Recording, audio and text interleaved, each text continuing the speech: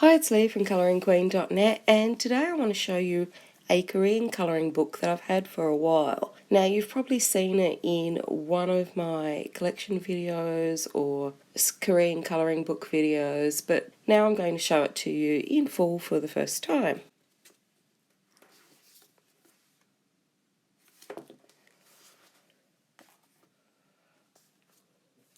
Now, this is one of the books that I have in my collection that refuses to be videoed.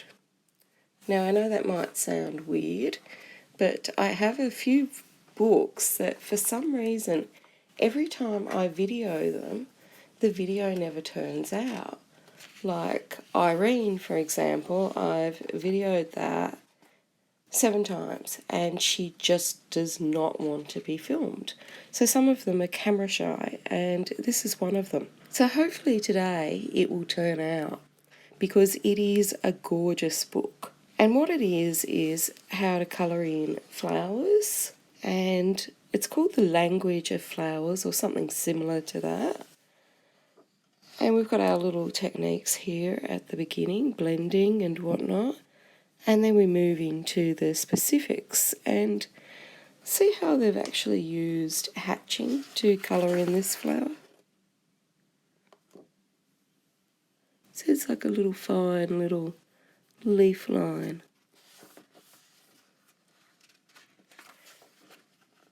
And we've got all our gorgeous little roses and peonies, our beautiful leaves, and they even show you on grid paper how you can achieve that look yourself. Now, I know the language is in Korean, but you can use like a scan and translate app or Google Translate to put it into the language of your choice. Now, obviously, it's not going to be like a native speaker would translate to for you, but it generally can get the gist of it. When I use them, I sort of can work out what they're talking about. So usually you've just got to,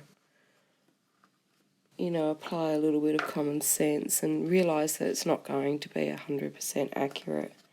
So we've got our colour wheel here, and we've got our cool colours and warm colours by the looks of it. And here we've got our beautiful anemones. I can never say that word, and with sinuses, I'm so not feeling myself today that I'm going to butcher that. But shortly I hope to have a reference picture of this, because I planted about 40 of these bulbs in the garden. So you've got your gorgeous reference picture there. Now, you don't have to go off that. You can do whatever you fancy, but for someone like me that cannot choose colours to save themselves, I think it's really, really helpful. I love the coloured inspirational pictures. And then we've got this gorgeous box of chocolates with the begonias. Wouldn't you love to gobble those all up? These look like white truffles. We've got our beautiful calla lilies.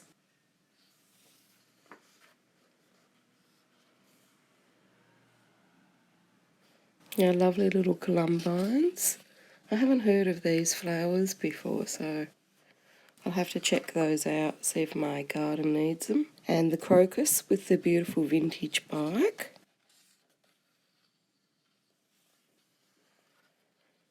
The dahlia. I've also planted some of these. They're pom-pom dahlias, so I'm looking forward to when they come out. We've got our lovely Venetian mask by the look of it there. Now you can see that the line art on the picture is a faint grey, and it's quite thin. So if you do have a visual impairment, you may need to pop on that magnifying lamp. We've got our freesias. Now, I love these, so I planted about 80 of these. I hope they all come out. Some are coloured and some are white, so I think it'd be easier to colour in the coloured ones so than do the white. And there's all these little sweets down the bottom there. Aren't they gorgeous? I love how they're not just flowers, but there are other things as well. So we've got our lantern here with the fuchsias.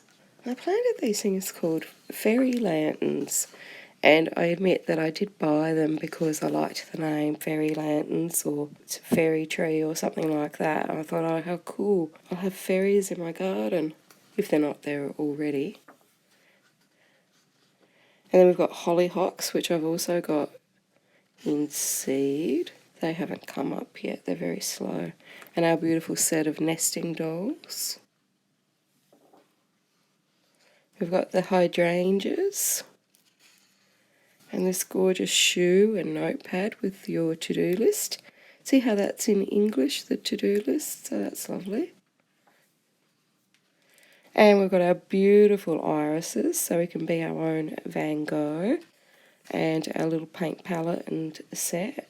And I've planted maybe about 20 of the Dutch irises in my garden.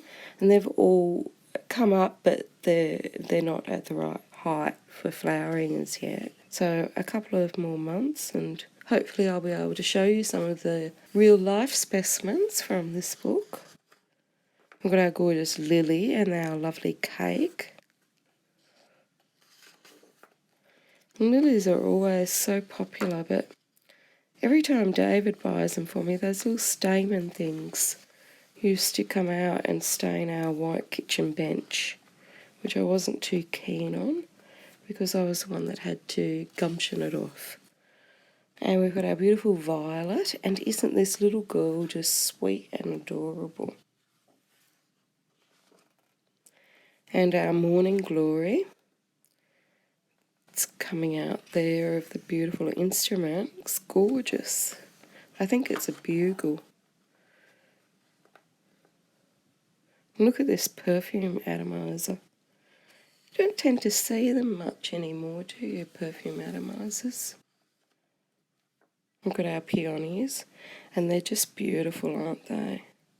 They're such fluffy flowers. And they're calling it a plumea, but to me it looks like a frangipani. Going to have to check that one out a little bit more. A primula, and they're always gorgeous. And our beautiful rose, isn't this lovely? So delicate. I love this reference picture.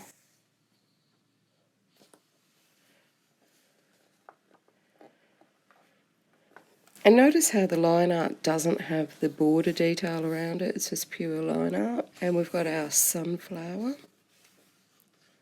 And our sweet pea, I've got lots of these planted. And the little wooden clothes pegs.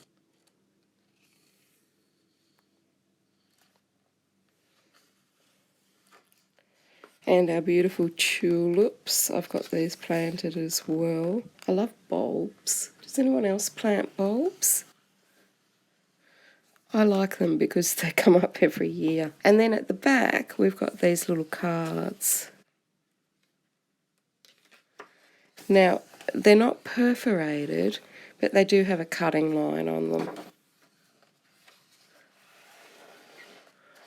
So we've got one that's already coloured in that you could give away if you wanted to. You know, I'm not going to. And they're just a scaled down picture of what's previously been in the book. They're already been featured. And then we've got our colour lily lady. And our beautiful peonies. And our crocuses.